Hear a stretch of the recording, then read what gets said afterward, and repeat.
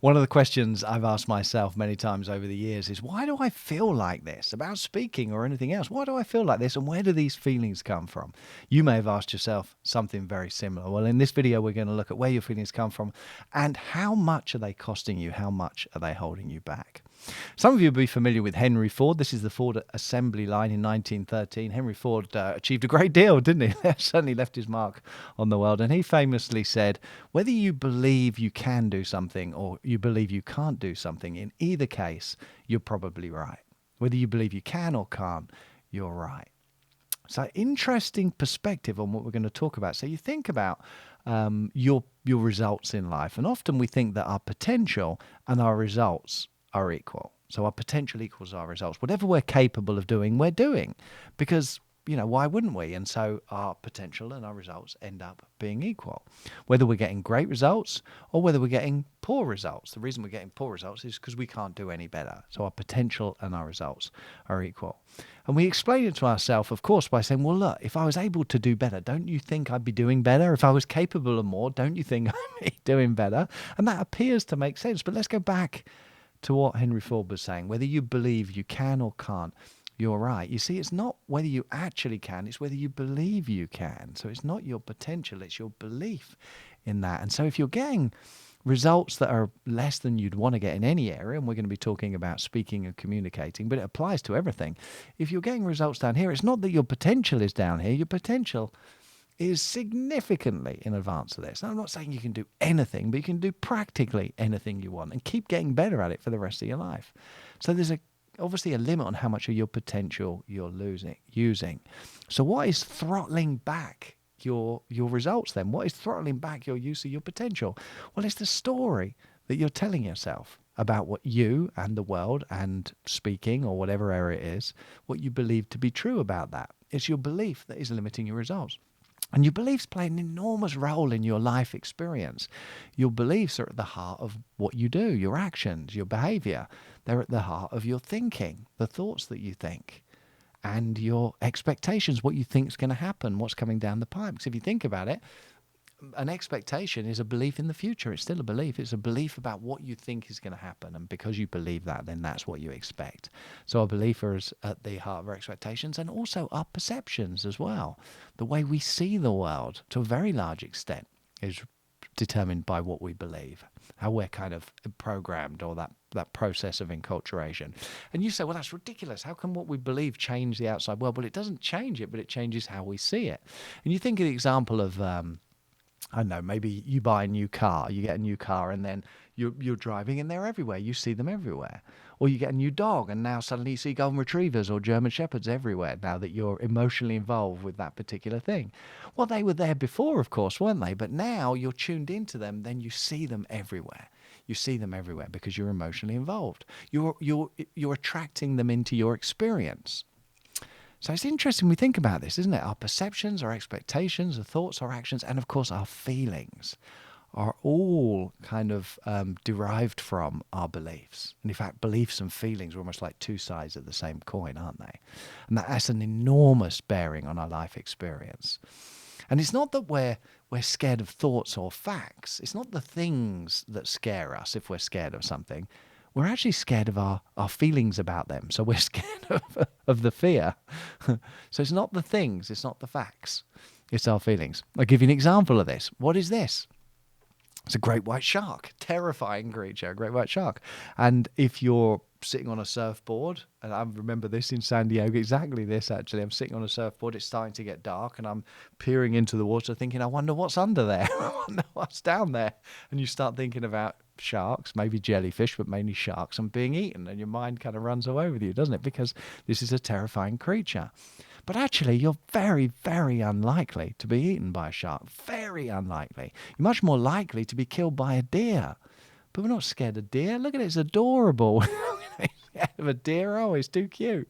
But there's many, many, many times more people killed by deer than by sharks. But we're not scared of them in the same way. So it's not the facts. In fact, there's about 1.5 million car accidents with deer every year, around 200 fatalities every year, 10,000 people injured every year from deer. But we don't drive down the road thinking, oh my goodness, there might be a deer behind that behind that tree. There might be a deer about to run out from the dark. There might be a deer. What's in that forest? Is there a deer about to run out? No, because we don't have those feelings, most of us, about deer. But we do have them about sharks. So you can see that it changes the way our feelings change what we expect and what we see. Out of all proportion, really. Because if you think about it, it's not really sharks or even deer that we should be scared of. There's many other things that are much more likely to kill us. Look at this. I got this off the internet earlier. The risk of death from heart disease, 1 in 5. 1 in 5. Car accidents. And this is easy to believe when you drive on I-95 in Florida. 1 in 84, your chance of dying in a car accident. Drowning, 1 in just over 1,000. An air accident or space accident, 1 in 5,000. So significantly more likely to be killed in a car accident than flying. But we don't tend to be scared of getting in our car, do we? Lightning, 1 in 80,000. And the chances of a shark-related fatality, 1 in over 4.3 million. So almost no chance compared to, a car accident or heart disease or any of the others, actually.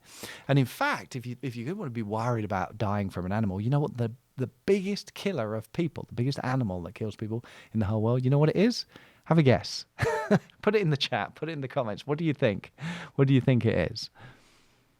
It's this little guy. Mosquitoes. Mosquitoes kill way more people than any other animal. 750,000, 800,000, up to 1 million people a year killed by mosquitoes. But we're not scared. We're not terrified of mosquitoes, are we? Most of us, at least. Because we're not scared of the facts. We're not scared of the facts. We're not scared of the information. We're not scared of the thoughts. We're scared of our feelings. We're scared of how we think about it. So where does that come from then? Well, let's look at a simple example real quick. Here's a little baby crawling around on the floor, learning about its world. Crawls on the carpet and thinks, oh, that's soft. It crawls on top of its blanket and it thinks, oh, that's soft. It crawls over to the dog and touches the dog's fur and thinks, oh, that's soft. And it's collecting all of this sensory information about the world. But it can't do much with it initially. It's just collecting all of these experiences. But then when it learns a language, like English or whatever language that is native to the child, now it can kind of group these things together. It knows that this is a dog. It learns that this is a dog. It's not just soft. It's soft and warm and alive, and it's a dog. It's a lovely dog. And it knows the difference then between big dogs and small dogs. And it knows that a small dog is different from a cat or a big rat. And it knows that a big dog is different from a horse because it can categorize these different experiences and link them all together. So the baby collects information, categorizes it, and then when that information is emotionalized through experience, then it can become powerful beliefs. So sensory information categorized through language or any symbol system actually, but language typically, and then when it's emotionalized, it can have a powerful hold over us. And the Gray Laviolette study of 1981 found that thoughts are filed in the memory bank according to the various shades of feelings associated with those thoughts. So feelings has an enormous role in how we experience our life. And if you're raised with dogs, if you have good experience with dogs, you probably grow up loving dogs and believing that dogs are fun. If you have a bad experience with dogs, you probably grow up hating dogs and thinking that they're bad. If you grow up with a lot of praise from your parents and the people around you or your loved ones, you probably grow up very self-confident. If you grow up with a lot of criticism, then maybe you grow up to be very insecure. Doesn't seem fair, but that's the way it works very often, isn't it? So our beliefs, all of these things, this information, how it's categorized and the role that it plays, the central role in our life, it's not a reflection of reality. It's the result of a learning process. Beliefs are the result of a learning process, not a reflection of reality. And I know as you listen to this, you think, well, that's ridiculous. Are you saying that the outside world is not the way I see it? Well, let's consider a simple example which helps you see that, this is not always as simple as you think. Imagine you're driving down the road and a car cuts you off.